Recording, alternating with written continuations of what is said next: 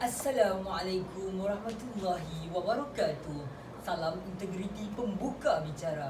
Bismillahirrahmanirrahim. Alhamdulillahirabbil alamin wal aqibatu lil muttaqin. Wassalatu wassalamu ala sayyidina Muhammad wa ala alihi washabihi ajma'in. Yang dimuliakan saudara pengacara majlis, barisan penhakim yang menjunjung panji keadilan, penjaga masa yang setia dengan masanya, dan seterusnya warga dewan yang dirahmati Allah sekalian. Mauduk bicara saya pada hari ini ialah Al-Quran, petunjuk jalan kebenaran. Terlebih dahulu, izinkan saya untuk mendefinisikan satu persatu tajuk syarahan saya pada hari ini. Perkataan Al-Quran didefinisikan sebagai kitab suci bagi umat Islam yang dijadikan sebagai panduan dalam hidup. Petunjuk pula bermaksud menunjukkan atau memberitahu tentang sesuatu. Frasa jalan kebenaran merujuk pada gaya hidup atau arahan dalam cara hidup yang berlandaskan syariat.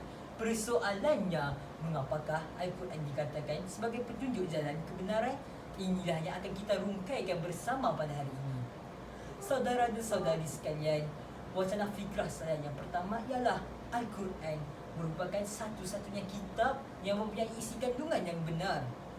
Hal ini demikian kerana sejak Al-Quran turun lagi, ianya telah dipelihara dengan begitu rapi. Ramai penghafaz Al-Quran yang telah terlahir bermula dari zaman Rasulullah hingga ke zaman kini telah menyebabkan Al-Quran terselamat dari penyelewengan. Al-Syahid Hasan Al-Banna pernah berkata, Al-Quran Al-Karim adalah sebuah perlembagaan yang lengkap merangkumi seluruh hukum Islam. Dan oleh sebab itu, kita haruslah mengikuti segala ajaran yang terdapat dalam Al-Quran sebagaimana sabda Nabi Muhammad SAW, taraktu fikum amrayn an tadillu ma tamassaktum bihima kitabullahi was sunnatan nabiyyi.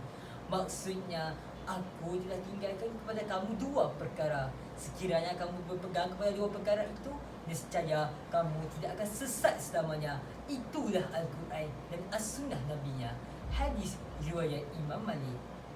Ayo kita singkap kembali bagaimana Sultan Muhammad Al-Fatih berjaya menakluki kota Konstantinopel dengan jayanya.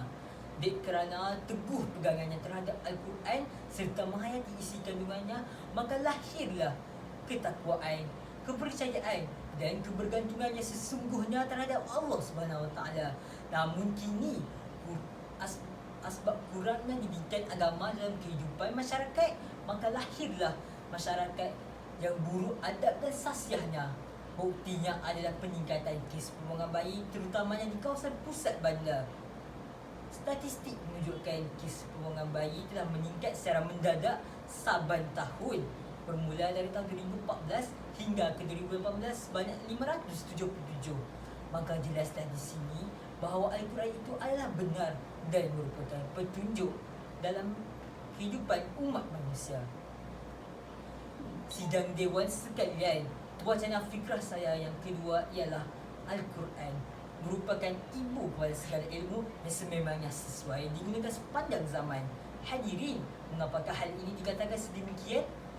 Ini kerana isi kandungan Al-Quran yang meliputi segala aspek dalam kehidupan, termasuklah politik, sains, ekonomi maupun sosial. Seperti mana Al-Quran menceritakan tentang kejadian siang dan malam yang turut dikaji oleh para saintis di seluruh dunia. Di dalam surah Yasin ayat 40. Bismillahirrahmanirrahim. La syamsu yanbaghi laha an tudrikal qamara wa lal laylu sabiqun nahar wa kullun fi falaki yasbahun. Maksudnya, tidaklah mungkin bagi matahari untuk mengejar bulan dan malam pun tidak dapat mengejar siang. Masing-masing beredar mengikut garis edarnya. Hadirin sekalian, ayo kita kenang kembali bagaimana Rasulullah dan para sahabat menggunakan Al-Quran sebagai sumber untuk menyelesaikan pelbagai masalah pada zaman tersebut.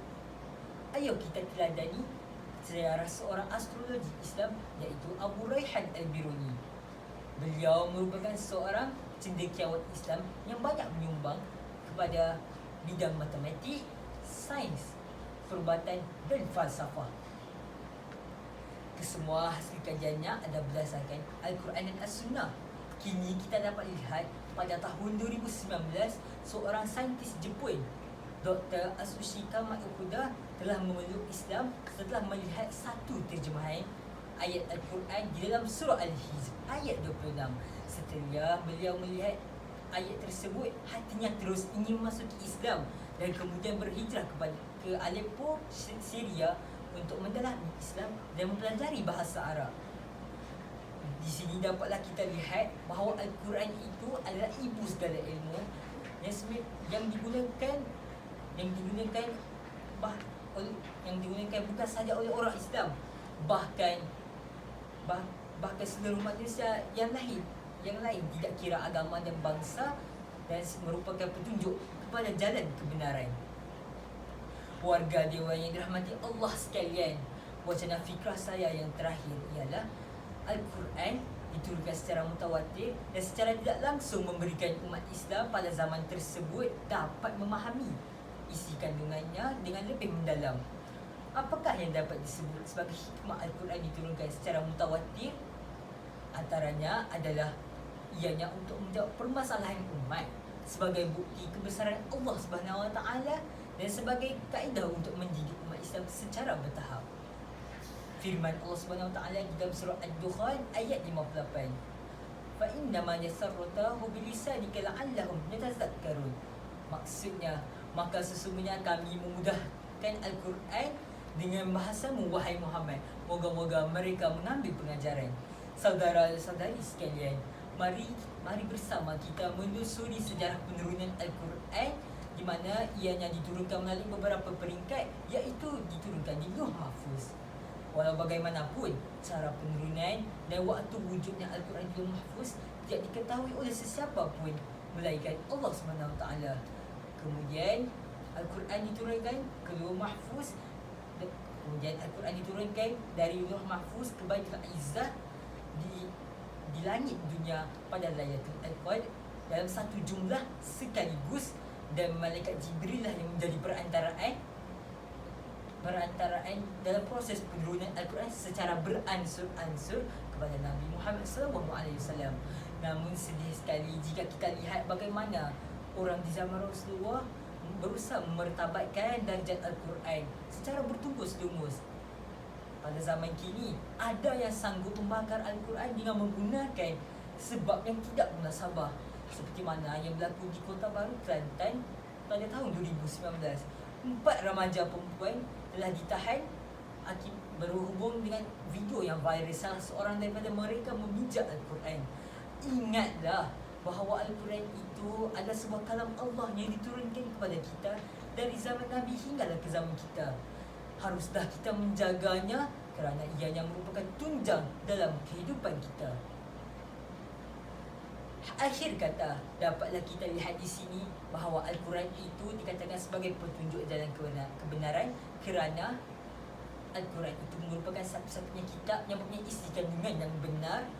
Al-Quran juga merupakan ibu kepada segala ilmu yang sememangnya sesuai digunakan sepanjang zaman, dan ianya diturunkan secara mutawatir dan secara tidak langsung membolehkan umat Islam pada zaman tersebut memahami isi kandungannya dengan lebih mendalam. Oleh itu, marilah kita bersama-sama menjadikan Al-Quran sebagai tunjang dalam kehidupan kita, kerana Al-Quran merupakan petunjuk jalan kebenaran. Sekian, wabillahi taufiq wal hidayah. Wassalamualaikum warahmatullahi wabarakatuh.